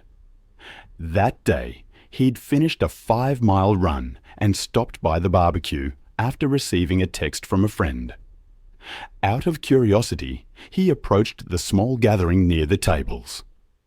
Daniel was no stranger to animals. He volunteered at a local shelter, helping calm anxious dogs before adoption events. He kept a respectful distance from the animal, positioning himself behind a trash can. The chimpanzee wore a harness, and its owner chatted with onlookers, offering small pieces of fruit. Daniel wanted a photograph to show his students, proof of the unusual sight he'd encountered on an otherwise ordinary Sunday. He edged forward, phone in hand, trying to get a clear shot. The chimpanzee paced in a small circle on its leash, sniffing the air and reaching for anything that came too close. A faint musk mingled with the charcoal smoke drifting from the grills. Adult male chimpanzees are not meant for public gatherings. Their social structure relies on dominance, often enforced through sudden acts of violence. Years of human handling cannot completely suppress these instincts. crowds, unfamiliar faces, and competition for food can trigger them in an instant.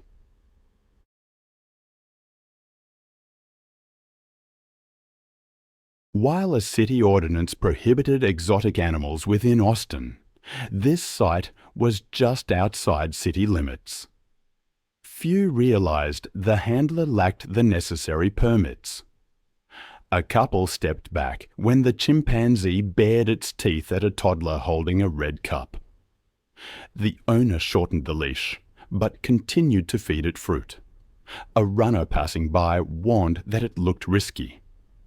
Daniel nodded, adjusted his stance, and waited for the chimpanzee to settle, hoping to get a steady shot. The tension was palpable. Children moved too close, then were pulled back. The chimpanzee snatched a strawberry from a plate and grunted, its eyes fixed on the moving hands and faces. The owner tugged on the leash, which had become loose around his wrist. Daniel took a small step forward, perhaps 2 feet, to avoid someone's shoulder in his frame. The chimpanzee whirled toward the movement. For a moment, everything froze, except the wind. Then it lunged. The harness tightened, but not before the chimpanzee's hand clamped onto Daniel's wrist. His phone flew from his grip, skidding across the dirt. The first bite tore into his forearm, ripping skin and muscle. Daniel stumbled backward onto the edge of a blanket, trying to break free, but the chimpanzee's grip remained firm. A second bite tore into the back of his hand. Screams erupted from the crowd. The chimpanzee dragged Daniel down, pinning him to the ground.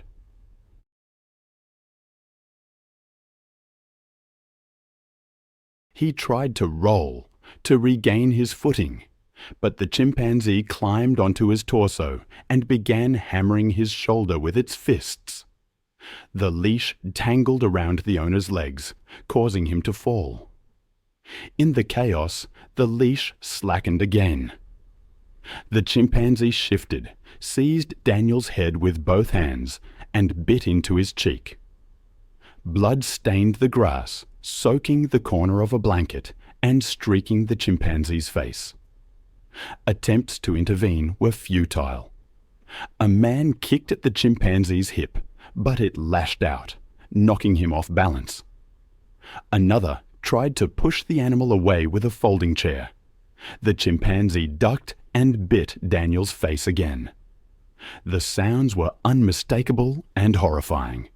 The wet impacts of fists, ragged breathing, the animal's high-pitched shrieks, and Daniel's short grunts each time teeth met bone. A woman dragged 2 children backward by their shirts as the owner crawled toward the leash, his hands trembling. The attack slowed when the owner managed to loop the leash under the chimpanzee's chest and pull it toward a picnic table leg, creating a temporary barrier. The chimpanzee released Daniel, then lunged again, tearing at his face and arms before finally weakening. Daniel's movements grew feeble. He tried to lift an arm, but another bite to the wrist broke a bone with a sharp crack. Bystanders threw bottles and tried to shield him with a trash can lid, but nothing worked. Emergency calls were made within seconds, but the rural location delayed help.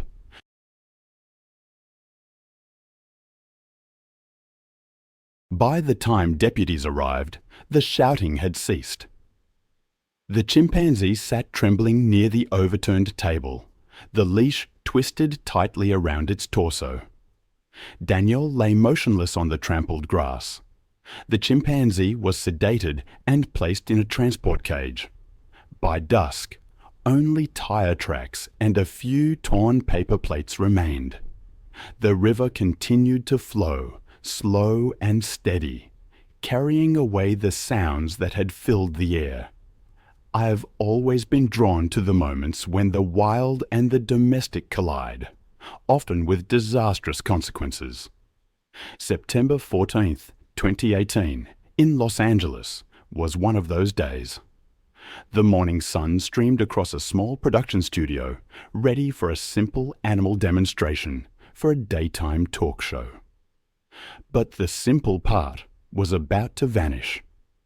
The air was thick with the heat of the lights as the crew arranged cameras around a staged living room. A chimpanzee, brought in for the shoot, was about to face a prez he couldn't handle. Kevin Harris, an experienced exotic animal trainer, had built his career on patiently teaching wild animals to tolerate human environments. This TV appearance was just another paycheck. Mike, the 13-year-old chimp, had been with Kevin since infancy.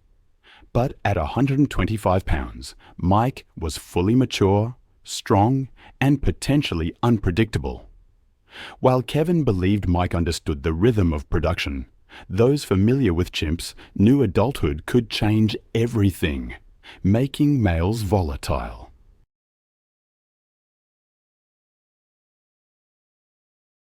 The set was modest: a sofa, coffee table, and backdrop under hot studio lamps. Mike, wearing only a light collar and leash, shifted constantly, tugging at the strap and scanning the unfamiliar faces.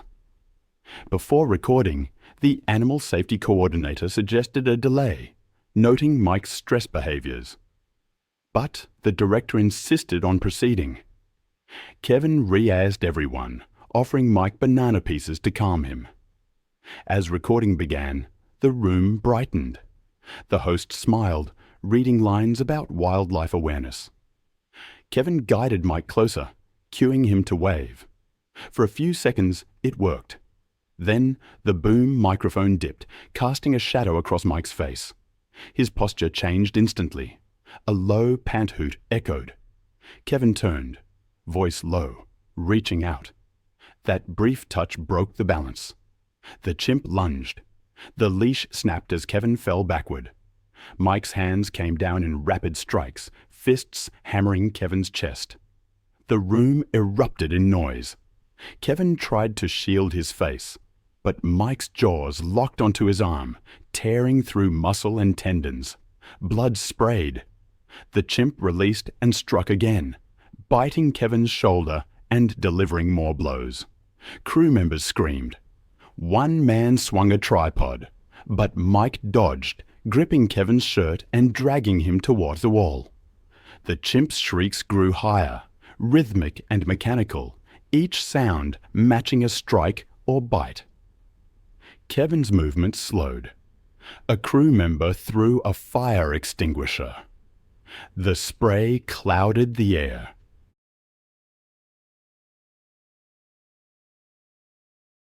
Mike released Kevin momentarily, then turned toward the noise, baring teeth streaked with red. Security burst in, one man with another extinguisher, another with a baton. The first blast hit Mike square in the chest. He reared back. The second spray pushed him away from Kevin, who lay motionless. Animal control officers arrived quickly, tranquilizing Mike. He collapsed beside the toppled couch. Kevin survived, but barely. He suffered dozens of puncture wounds, a shattered forearm, and severe facial injuries. He lost part of his arm and most of the muscle tissue on one side of his face. The production shut down. The footage was never aired.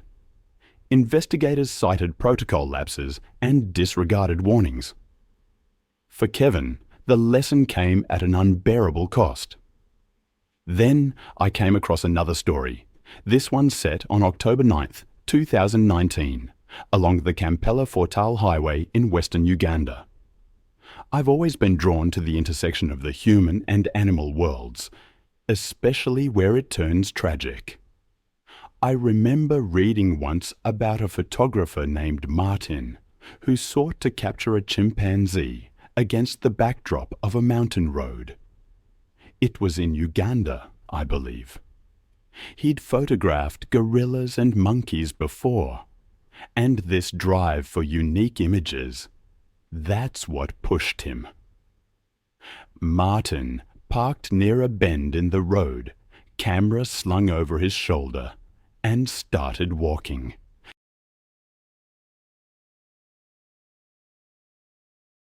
A local motorbike rider shouted something, gesturing towards the trees. But Martin waved, thinking more about the speeding trucks around those blind corners than any animal.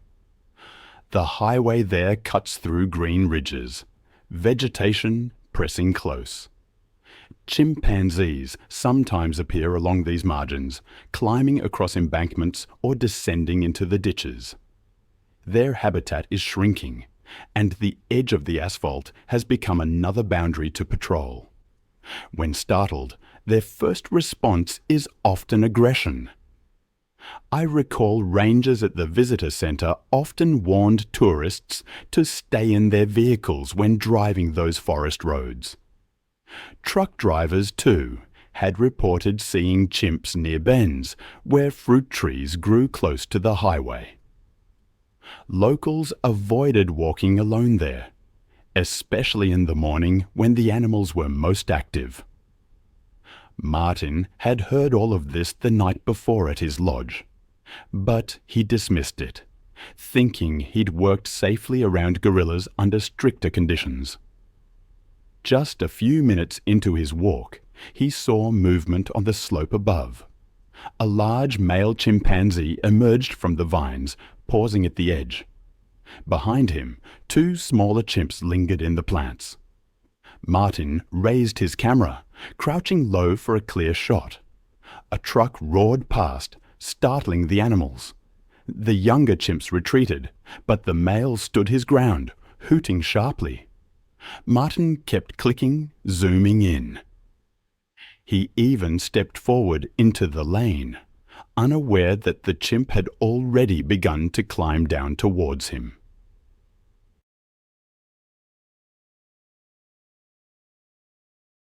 The descent took only seconds. The chimp dropped onto the asphalt with a heavy thud, closing the gap on all fours. Martin lowered the camera just as the animal charged, dark arms swinging with sudden speed.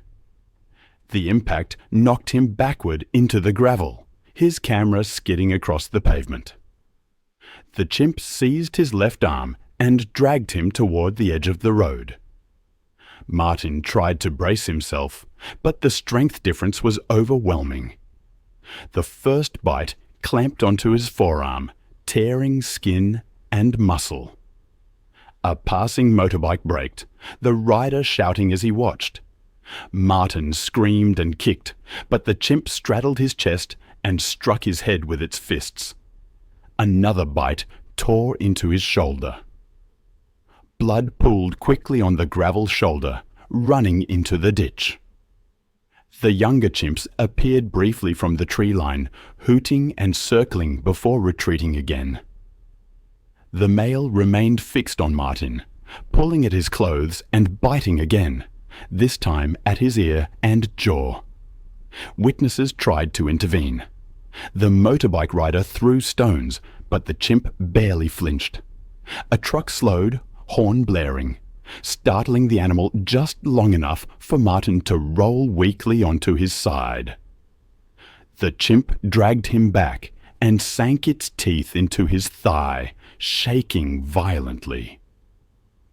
The sounds were raw. Martin's strained breathing, the chimp's screeches, the crunch of gravel.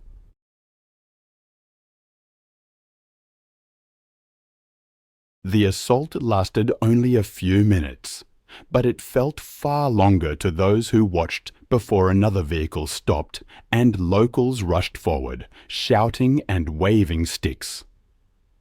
The chimp released and retreated toward the slope, disappearing into the vines with blood on its face and hands. Martin lay motionless on the roadside, his clothes torn and soaked.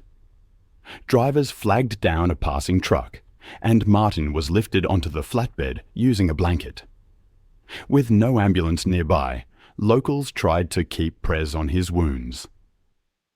As the truck sped toward Fateful, he lost consciousness within minutes. By the time they reached the outskirts of town, he had no pulse. Doctors at the hospital confirmed he was dead on arrival. His camera bag held memory cards with his last images. The forest edge, the red dirt slope, and one blurred frame of the chimp stepping from the vines.